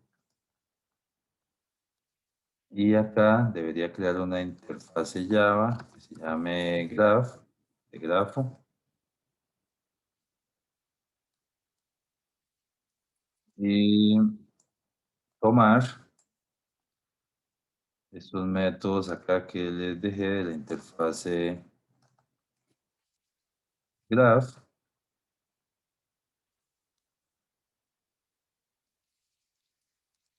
y agregarlos acá. Y bueno, acá este list exception es cuando implementemos el grafo utilizando listas enlazadas. Entonces vamos a crear este graph. Vean que por eso ahí aparece graph exception y list exception, porque es la interfaz para las tres implementaciones utilizando matriz de adyacencia y lista enlazada. Entonces vamos a resolverlo. Lo primero que vamos a hacer es que vamos a crear acá la clase graph exception. ¿Ok? Por supuesto que extiende de exception. Ponemos public, eso ya lo vamos a hacer. Y vamos a agregar acá, vamos a agregar estos métodos que en el caso de nuestro graph exception nada más ocupamos agregar es un constructor lo que necesito agregar, disculpen, es un constructor. Y en el caso necesito agregar este constructor de que tenga un string ahí. Listo. ¿Ok? Entonces por ahí ya agregué la clase GraphException. Y en el caso de el ListException, me lo voy a tener que traer de...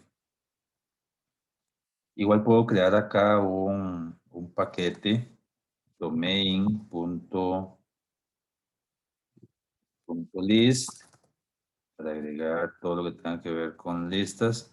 Igual para los recorridos tendría que hacer probablemente vaya a ocupar también un domain punto para la pila, podría ocupar un domain punto stack para los recorridos. También seguramente voy a ocupar un domain punto queue para la cola. Y de momento listo. Vamos a traernos entonces de nuestro laboratorio de listas. Seguramente nuestro laboratorio de listas fue como el Lab 5, creo. Vamos a revisar.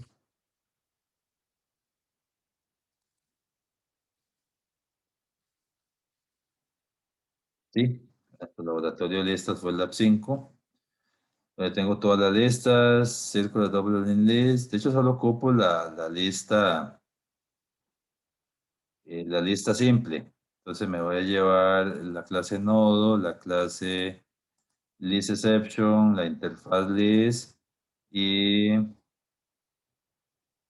bueno, aquí no fue este laboratorio, fue el laboratorio 4. Voy a cerrar este.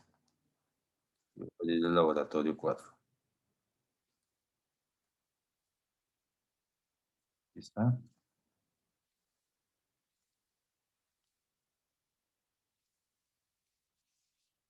Ok, ya está. Entonces me va a traer list exception, node y single link list. Son los que ocupo acá. Y eso lo voy a grabar acá. Vamos a darle un paste con refactor en domain.list. Y todo eso que tenga que ver con lista. Ah, eso está bien, esto está bien. Aquí por supuesto que lo que está pasando es que él se está yendo, no tiene útil. Entonces me voy a traer el útil. Ya este es la 4, no lo ocupo. Ahora el último útil, porque ahí tal vez le hemos agregado más cosas. Quiere decir que voy a traerme el útil del laboratorio 11, que antecede a este. Y me voy a traer todo este paquete útil y lo vamos a copiar acá. Ahí está. ¿Ya? Y vamos a ver qué más ocupamos. Ah, ok, aquí ya nada más hay que decirle que se traiga este list. De hecho, ya lo encontró, ¿ves? Domain list, list exception. Entonces ya lo encontró en, en domain. Ah, mira, este fui yo que me equivoqué. Voy a renombrar esto. Con razón lo veía extraño. El paquete no es domain.domain, es domain nada más punto list, así. Refactor y ya está. Domain ya lo arreglo acá, domain.list. list exception. Vamos a ver qué más tiene acá. Bueno, vean los recorridos estos. Los DFS que utilizan la pila. Por eso teníamos un domain.q y el BFS que utiliza la cola. Entonces, así las cosas, vamos a irnos a traer el laboratorio de pilas, creo que fue el laboratorio 6, ¿es cierto? Laboratorio 6, correcto, es el laboratorio de pilas, ahí ocupamos el stack exception, el stack, el node y podemos utilizar la pila enlazada, que es el link stack. Ok, me lo voy a traer por acá. Y eso lo voy a agregar acá en domain.stack. Entonces acá hago el paste con refactor. Le digo que sí. Y listo.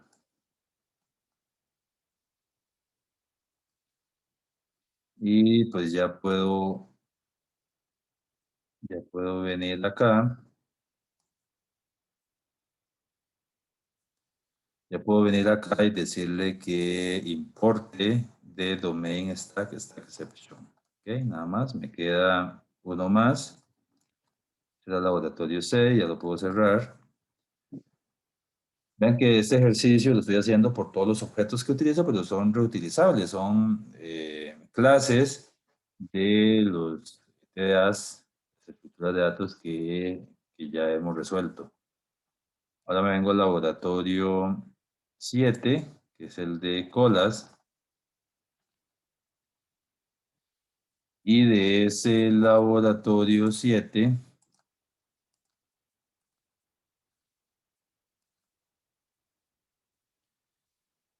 de ese laboratorio 7, me voy a traer. Nada más me voy a traer Q, la interfase, QException y link Q. Esos tres son los que ocupo nada más. Esos tres. Y me vengo aquí a domain.q y le hago un paste con refactor. Ya.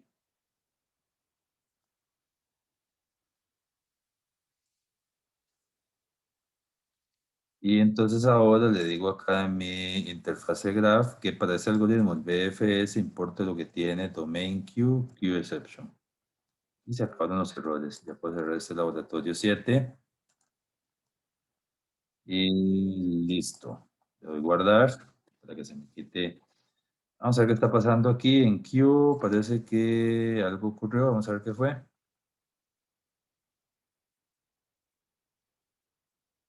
Es que es la cola enlazada y no me traje, por supuesto. Entonces, no estar aquí en ninguna disputa extraña, aunque yo tengo ahí en la pila la clase nodo, mejor me voy a traer la de este laboratorio para que no haya ningún problema. Ok, es que para esa cola enlazada utilicé de la lista, me traje ahí la clase no, entonces aquí yo creo que sí vamos a poder utilizar, déjenme para revisar esto, nada más un segundo para que no me genere ahí ningún problema. Link Q.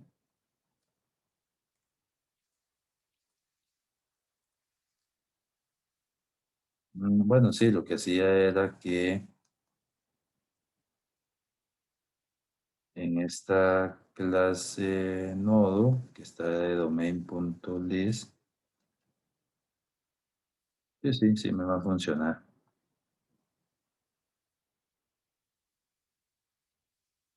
Igual me la puedo llevar para allá mejor porque maneja lo que era la cola de prioridad. Entonces voy a copiarla aquí. Entonces un paste con refactor. De no. Lo voy a copiar acá para que no genere ningún problema. Ahí está, para manejar la prioridad y todo el tema. Bien, bien. Entonces así las cosas. Le voy a decir que estaba generando problemas. Esto me está generando problemas porque tengo que decirle que haga, que no lo haga de list, esta importación para el link Q, sino que lo haga de Q. O realmente que no importe nada, porque ya está ahí, entonces que utilice la... Ya, bien. Sobre todo para la parte de la cola de prioridad. Pero ahí está. Bueno, y ahora sí tenemos todo. Creo que este laboratorio 7 ya ahora sí se puede ir. Y veamos a ver. Bien, ya tengo aquí todo preparado.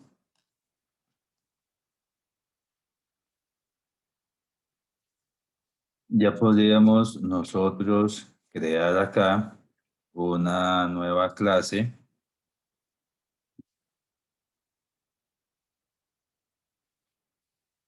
de Java para la implementación del grafo utilizando matrices de adyacencia, ¿verdad? Para empezar por ahí. Vea que aquí estamos utilizando muchos, sobre todo para los recorridos, pilas en DFS, colas en BFS y después también para la implementación del grafo con listas enlazadas, pues estamos utilizando la clase de lista enlazada, todas las clases que afectan lo de la lista enlazada. ¿Ok? Bueno, muy bien. Entonces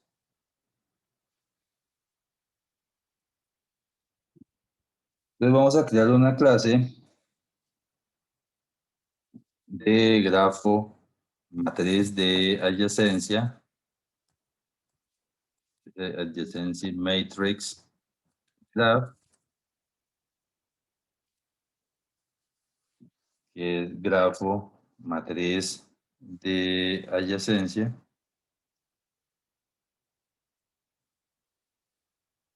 Sale finish acá. Y vamos a decirle que implemente todos los métodos que están en la interfase graph. Decirle que los agregue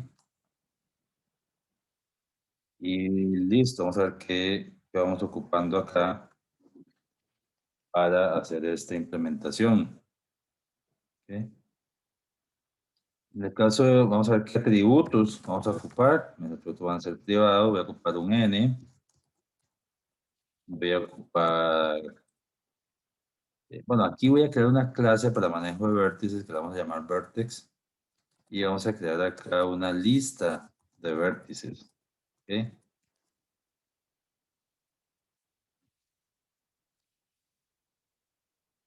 Ya vamos a crear esa clase vertex o vértice. Vamos a ocupar definir y vamos a tener que hacer de tipo object.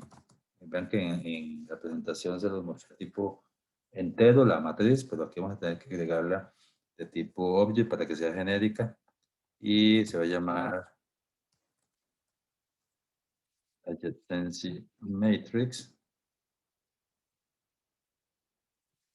Es una matriz y la columna. Y también vamos a tener que definir, eso sí, de tipo entero, un contador. Este va a ser un contador de vértices. Vamos a definir un constructor.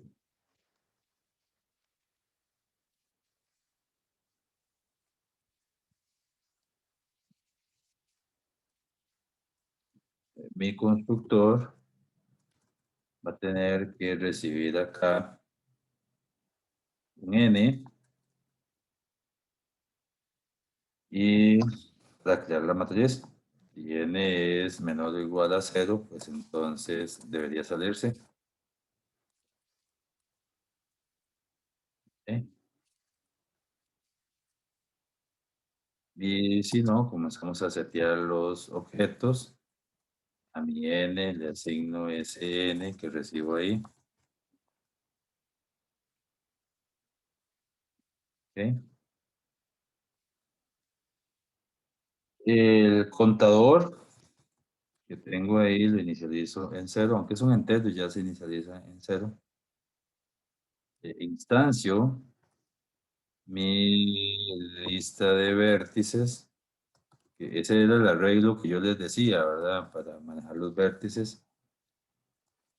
Bueno, no existe la clase, ya la vamos a crear, de tipo vertex, arreglo de vértices de tamaño n,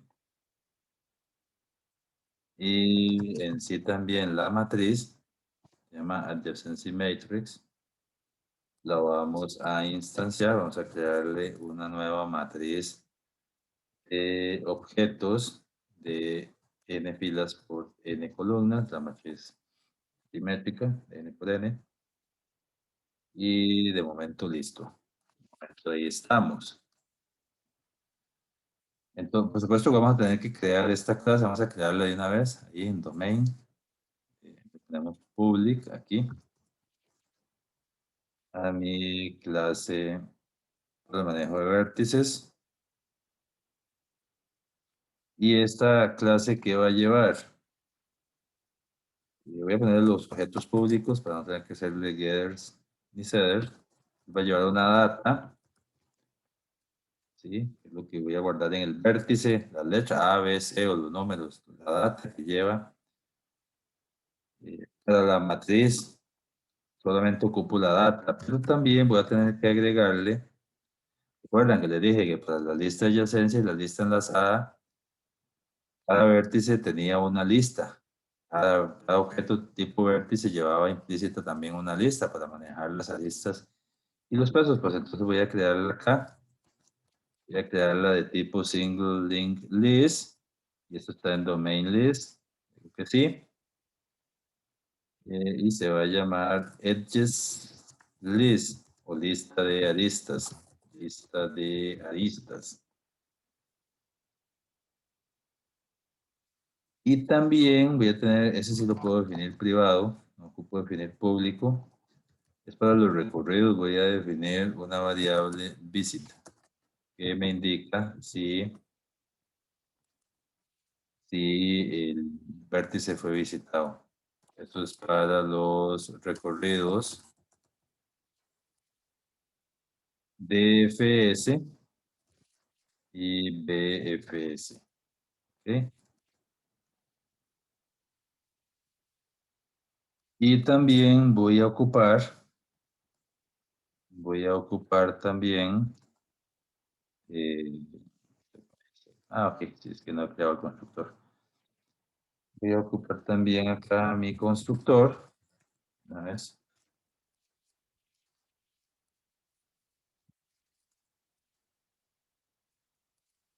Por supuesto que ese constructor va a ocupar de tipo object, va a tener que llevar una data, ahí, this.data, le asigno la data que quiero agregar ahí en el constructor.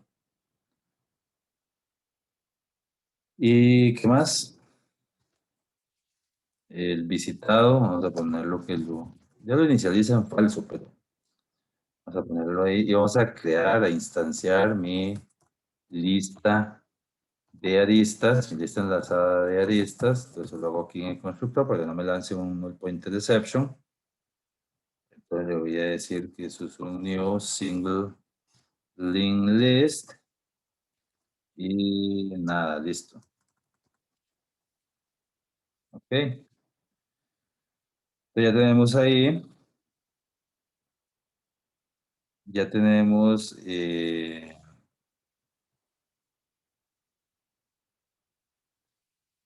ya tenemos acá sí, aquí vamos a ver, de tipo vértice, es una lista de vértices. Sí, sí, aquí me faltó el new. Ya, ahí está. Y tenemos Aquí le asignamos el n, el contador en cero, la lista de vértices, creamos un arreglo de objetos tipo vértices, con el máximo que yo le indique acá cuando estoy instanciando la variable que me permite crear el grafo matriz de adyacencia, y después la matriz interna que va a ser de objetos de n por n. Igual como es una matriz de objetos, yo podría llamar aquí a un init matrix, porque si fuera una matriz de enteros, él lo inicializa en cero, pero como es de objetos, no. Entonces yo voy a llamar aquí a este método, que será un método privado, que lo que va a hacer es que me va a inicializar,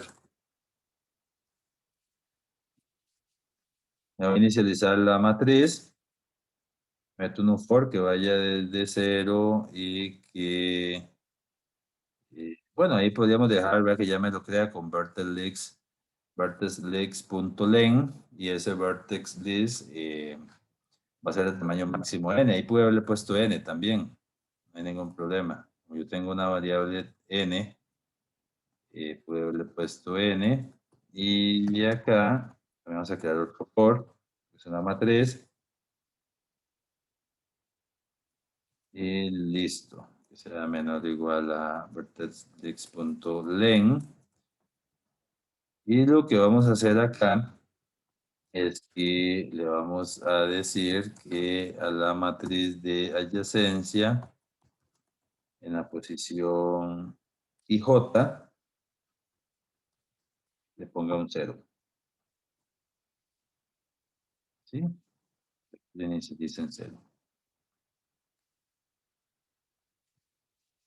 Ya. Bueno, hasta aquí creo que vamos bien. No sé si tienen alguna duda, ¿dos más? Bueno, vean, ya estos métodos, por ejemplo, el size, yo lo único que tendría que hacer es retornar el contador, porque es el contador de vértices.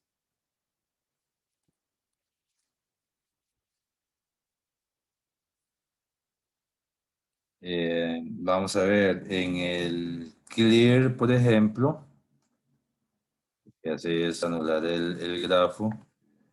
Ya yo podría decirle acá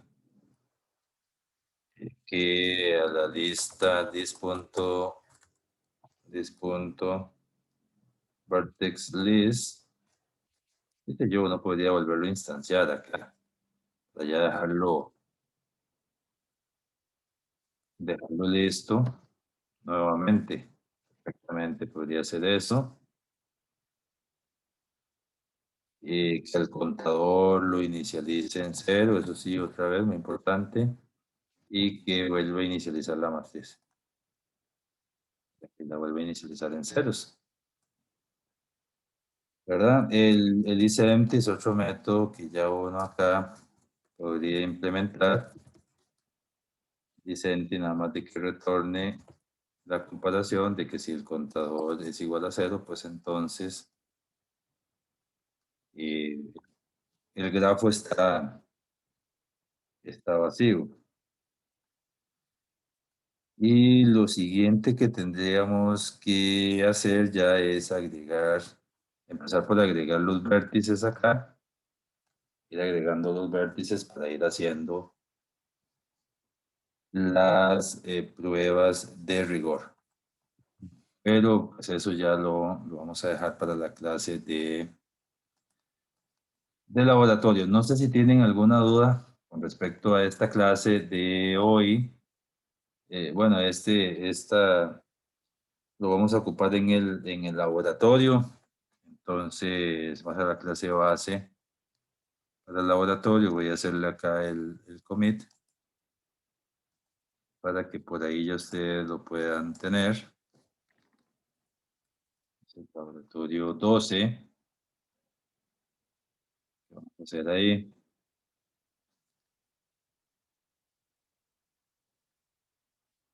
Vean que estas dos clases son fundamentales para el proyecto 2. Vamos a hacer acá el push. Lab 12, correcto.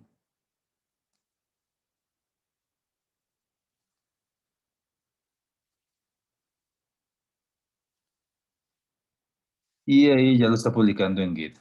Entonces, ya está publicado en Git. A ver, a verificar. No, lo tenía. Aquí está Lab 12. Y ahí está, ya está en Git. Hace un minuto. Entonces, creo que estamos. Para ver acá un segundo. Y, y ya estaríamos, ¿ok? Con esta clase de el día de hoy, que tiene que ver con algoritmos para grafos, recorridos, conectividad, las formas de representación de grafos. Si no tienen ninguna duda adicional, de mi parte es todo. Que la pasen bien. Chao.